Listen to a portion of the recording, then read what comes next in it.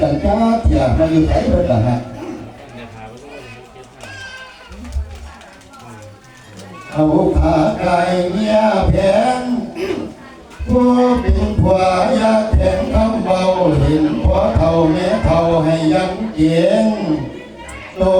เป็นเคยยาเสียงปากยาไปถาคำจากันไปให้กะรีมากันไปหน้ากะรีเต้าฟันเสียเต้าหัวใจยาขึ้นสายลูกยายาสีปากขึ้นตัว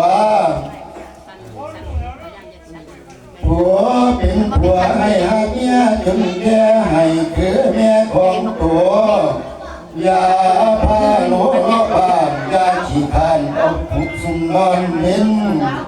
อย่าไปเป็นสู้สาวแก่อย่าไปแก่เกินวง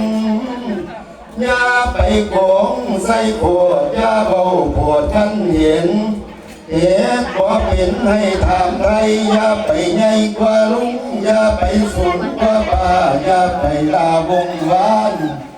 อย่าไปพันพี่น้องอย่าไปคลองซุ่มแซงเอาบ้างไปยิ่งเลยทำมาเด้อบ้างการสิเป็นสิคล้องเรื่องเป็นตลาดโบราณบากันเงี้ยสามน้ำสี่หูบ่อเงี้ยสามน้ำสี่เป็นยังโอ้โหนะแต่กันว่าคำว่าเงี้ยสามน้ำสี่แต่โบราณเป็นตลาดผู้ใดนี่ก็สิเป็นคนละสติเนาะเอาแต่พวกหูฟังเราพอพร้อมสอนเพื่อนสามน้ำสี่พวกเรามีเพื่อนอยู่สามหลักเลยมีเพื่อนสามน้ำสี่พวกเราน้ำของน้ำข้าวไม่ได้น้ำเราน้ำเบียร์น้ำเป๊ปซี่ไอ้พวกสี่น้ำโมแมนท่านว่าเพื่อนสามน้ำสี่คือหนึ่งน้องแต่ตรงนั้นรับก็สะอาดเก็บเงี้ยในดีน้ำของบ้านของเงี้ยน้ำสีร้อนขึ้นร้อนแล้วเก็บดีเรื่องที่สองคือเรื่องครัว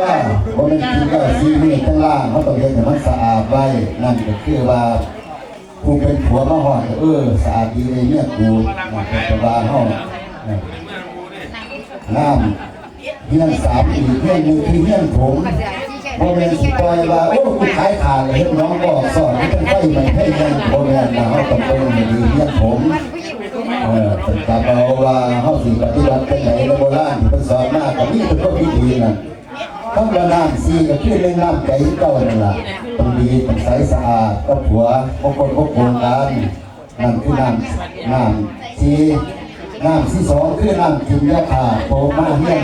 ผัวนั่งผมมาบ้านก็มาสีอยากกินน้ำนางหาออกเฮี้ยนพอได้กินพอแมนเอาต้องคิดเตรียมไว้คือน้ำที่สองน้ำที่สามคือน้ำอาบ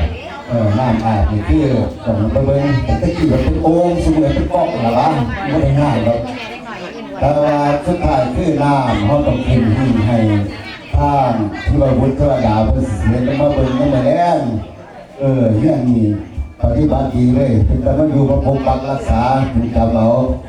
ว่าพอภาพที่สอนเป็นขั้นแบบเป็นนั่นว่าเลิกพวกนี้เรื่องแต่เหตุการณ์พอภาพก็ได้โอ้ยปุยยากกับสิหักหลายเพราะว่าห้องปฏิบัติได้ต้องเฮ็ดให้ได้ละเอาขาไก่เมียแพงผู้เป็นเมียยาแทนคำเบาเตือนแต่เศร้าก่อนผัวตัวอย่าคุยโหเสียงเสียอย่าไปเกียดไปว่าย้ำไปให้กะรีมาย้ำไปหน้ากะรีเบาถึงผู้เบาอย่าเสียแลเสียแลเสียงเสียงแทนอย่าไปฟ้อนอย่าไปย้อนใส่เสียงกลองอย่าจงหองใส่ผู้อย่าไปละเอาย้ำไปมาให้คงเพียงอย่าให้เสียงสุ่มแสงอย่าไปเห็นเกิดฝากอย่าประมาทผู้ตัวอย่าไปสู่ความเก่าอย่าไปเล่าความเดิมตัวนี้สำคัญหลายมีต้องการแต่ยาจะแก่ตลอดต้องกองแบบอย่าไปสู่เก่าอย่าไปเล่าความเดิม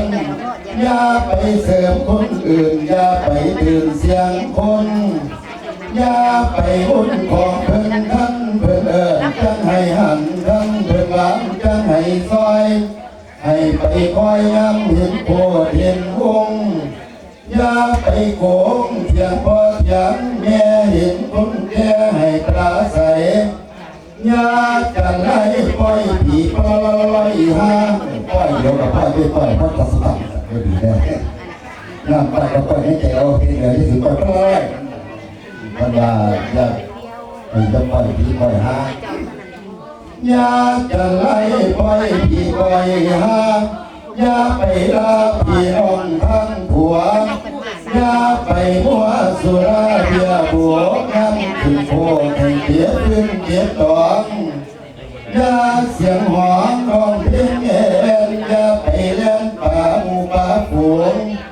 น้ำเห็นลุงในว่ากระบาดอย่าได้ขาดคำเว้าทางไทยคำว่ากระบาดนี่คือโบราณกันเก่าใส่ไปยุ่งซึ่งไม่ได้ใส่ละพยายามไปทางใดยาสาหยาดินป่ากันว่าคือลุงยาหัวสูงไปหมอบหน้าหมอบยาว่าปลอบพี่หาพี่กัวยาสู่รู้เอาของพ่อบอกยากลับขอบผู้ยามุ่งสายา